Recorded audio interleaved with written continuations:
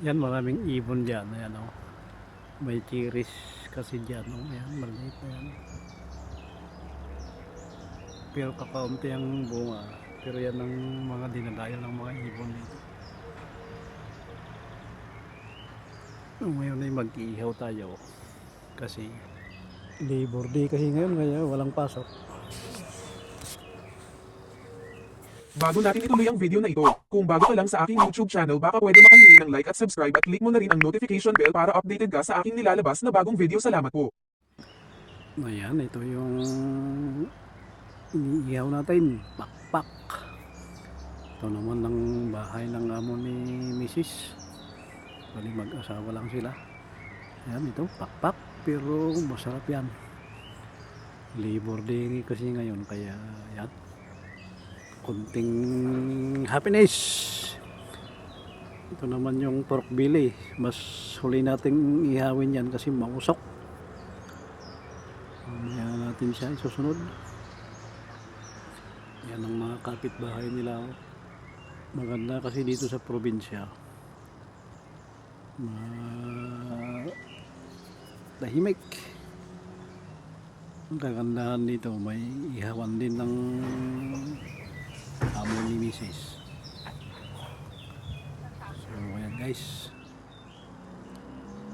mag-ihaw tayo. Bali malayo ito sa probinsya, mga 25 kilometers hanggang city, kaya medyo malayo ang ating tinatakbo araw-araw dahil doon ang ating trabaho. Okay naman.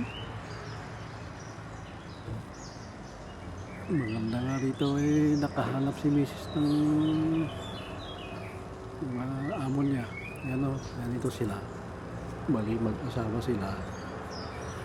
Malalakas pa pero medyo ulyanin na. Bali yung anak na yung kinakausap mo dito. Ayan, ang sweet nila no. Nakuriyos sila kasi mabango.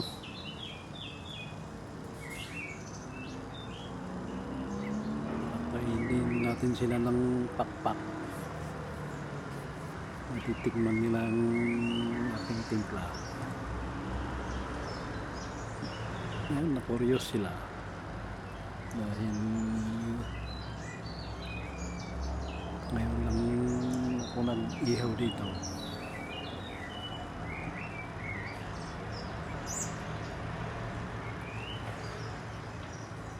So medyo maaga pa ngayon, mag alas 10 na. Walang pasok, kaya maganda.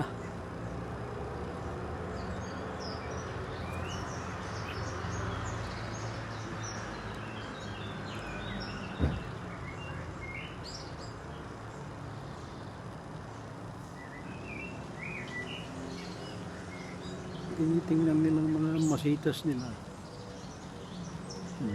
Bukas siguro may katabi kong mga yan kasi nakaharang sa ihawan.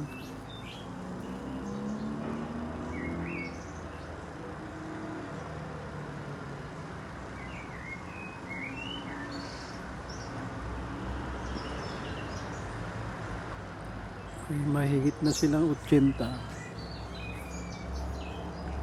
Isip lang ng nag-arya sa kanila.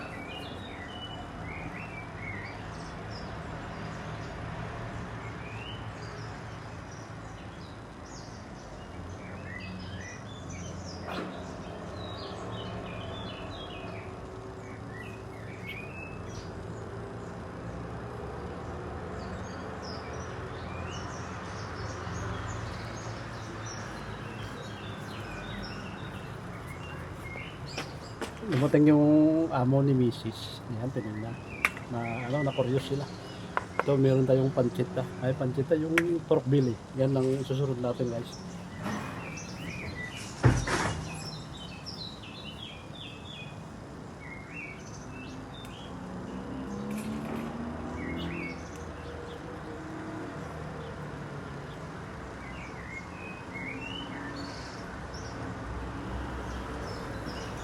So ayan na guys,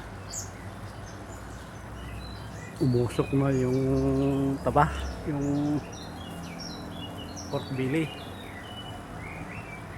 Kaya yung kapitbahay natin ay amoy nilang mabangong barbecue yung timpla ng Pinoy. So ayan guys, ay umapoy na.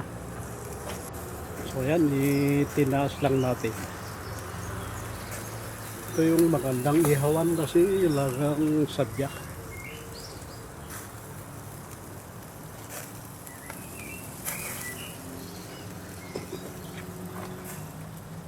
So yan, medyo tumatakay tayo ng konti.